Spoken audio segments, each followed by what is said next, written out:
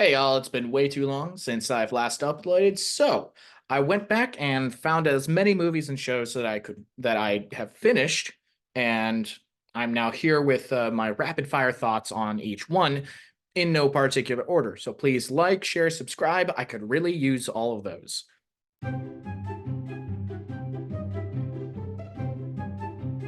American Hustle, a movie that felt way too long and too confusing to justify the star power it had. If you liked The Big Short, well, The Big Short was better. Community, a TV show about the exotic wackiness of going to a community college. Really good, way too deep. Actually, I shouldn't say way too deep. It was surprisingly deep. It was really self-aware. So it was so self-aware that it decided to end on the sixth season, which was of course picked up by Yahoo just to, complete the series, but that's another story. I think it stayed for one too many seasons, but at least it was only one. It's good. All right, so Neighbors. Fun banter between Seth Rogen and Zac Efron. Not for kids. I wouldn't even say women should watch it.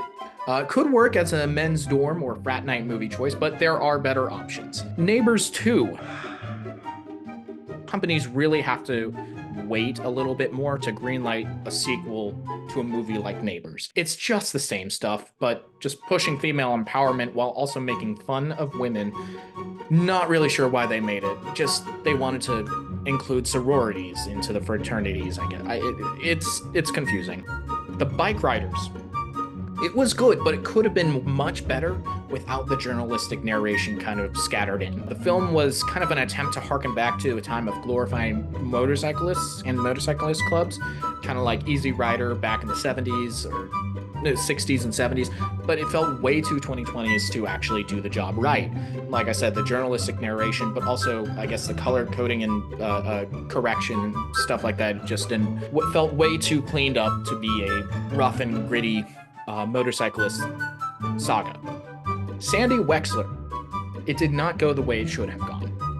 It seems like it would be almost like there was a father-daughter relationship, but it subverts expectations in the worst way possible, in that it turns that relationship, which felt like it was going to be a father-daughter relationship, into a romantic relationship. It was kind of messy, not Adam Sandler's best film. Inside Job. What if Gravity Falls was for adults? I'm not so sure. I've never been one to look into conspiracy theories, so it's kind of a fun introduction into those kinds of things. Though it's animated, it's not for kids, but it was quite clever in the way it handled certain things. Still a little more liberal, left-leaning than I preferred, but it was otherwise still fun and enjoyable. The Union. This movie was just checking boxes. It's terrible, it's predictable, it's trash. Moving on. Olympus Has Fallen. It's Die Hard, but in the White House. It was good, and I think it was a thought experiment by Secret Service, or it was based off a thought experiment by Secret Service as to how the Secret Service would invade the White House or take down the White House if kind of to protect against terrorist attacks on the White House. That's kind of what the film is based off of. But then we move into London Has Fallen, also fun, but still you'd think that the Secret Service, would know how to deal with these kinds of terrorists by now, or at least be able to predict and keep things a little more stable, so to speak. It felt like they weren't doing their job until the thing happened. Hillbilly Elegy. It's a moving true rags to riches story, which is only trending because it is the adaptation of Trump's running mate's memoir. It was good. I was impressed by how good it was. Yeah, I can't say anything bad about Hillbilly Elegy. It was good. 51st Dates. Would not have personally greenlit the pitch of this film, but it kind of redeemed itself through the protagonist played by Adam Sandler and his kind of dedication and trust and kind of a true sense of love for the character who is afflicted by a weird, fictional, short-term memory loss problem. It redeemed itself in the end, but I wouldn't have personally greenlit the pitch for it, so not bad. Mean Girls 2004. It's a very mature approach to the goings-on of a 2000s public high school, way deeper than it had any right to be, which I can't tell if that's a bad thing or not. I don't think it is. I think if movie has depth, it's probably a good thing. You guys probably agree with me. Probably won't really look into the 2024 version, but it's a cult classic, the 2004 version anyway. The Gentleman, the film. I never really got caught up in the TV show, but the film was pretty interesting. It's one of those weird movies that you wouldn't pin Matthew McConaughey in, kind of like Wolf of Wall Street. Mm-hmm. Mm-hmm. Mm-hmm. But once you include Hugh Grant and Colin Farrell, you get some really interesting stuff. I thought it was going to be a really, really good heist film, and it kind of was. It didn't reach my expectations, but I wouldn't have rewritten it any differently. It was just different from what my expectations were, which I can't really articulate that well. All right, so Clerks. It's a witty indie film from the 1990s. I was told to watch this by a customer when I was working at the bar, and I was talking to him about Ted Lasso and how I liked the writing. I think he misinterpreted it as I like writing of characters and their character arcs, like the overall character development. I think he understood it as dialogue, which, you know, Ted Lasso is also very good at, and it's got some very witty banter. Clerks has that turned up to a 10. The movie almost entirely relies on dialogue because it all takes place in one convenience store. It's a simple story, relatively simple, and it's a kind of beginner indie film that could have turned into a TV show like Letterkenny, but in New Jersey, if they had wanted to do that. There are very adult subjects covered, many sexual subjects are covered, but it was a interesting kind of Kickstarter film to the writer-director's career in Hollywood. So anyone who is keen on trying to find their way into Hollywood, I highly recommend checking out that film. It has inspired a bunch of other indie films. Pulp Fiction. It's a Tarantino classic. The plot makes absolutely no sense unless you're really paying attention. One of those films which kind of goes down in history as the springboard for Samuel L. Jackson. And then you get Star Wars, and you get, well, more Tarantino films, but also the MCU. And Samuel Jackson is one of the biggest stars that never got an Oscar. Night School. Meh. I mean, at least he didn't hook up with the teacher. There's lots of good stuff about working hard and proving to yourself that some things in life just aren't worth cheating, like tests or, you know, relationships. It was okay. It's a classic Kevin Hart, and let's be fair, Kevin Hart is just the Black Adam Sandler. Tommy Boy, coming of age story with comedy duo David Spade and Chris Farley. Another classic for the blue collar viewers. I didn't have anything bad to say about it. I didn't have anything particularly good to say about it.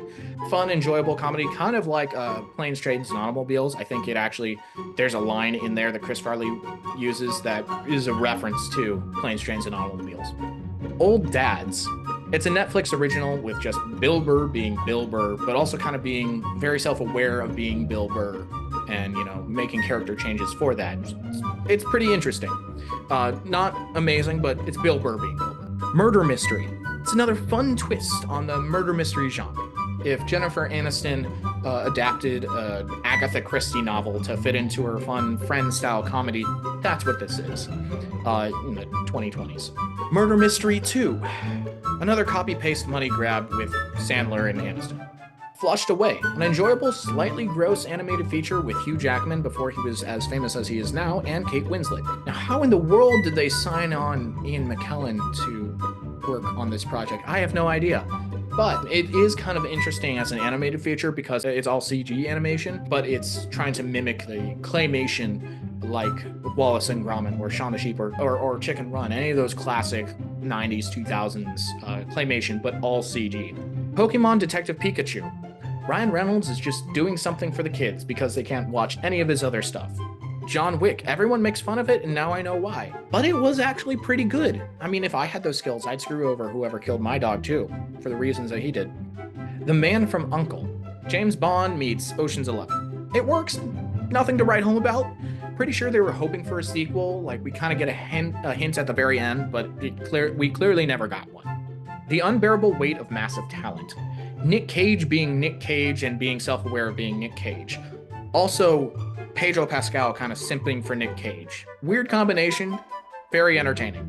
Swingers, another indie film that helped put Jon Favreau on the Hollywood map before Disney swooped in. Reservoir Dogs. Now, if you thought Pulp Fiction was a kind of low-budget, intense film from the 90s, you haven't seen Reservoir Dogs. comics. It could have been a play because 75% of it takes place in one location in Los Angeles, namely a warehouse. It's good. Tarantino is never for kids, but it's an interesting look at if, you know, a heist goes wrong and the dynamics between the members of that heist and the power of identity. Borat, mocking the traditional American way of life in the early 2000s before it was cool.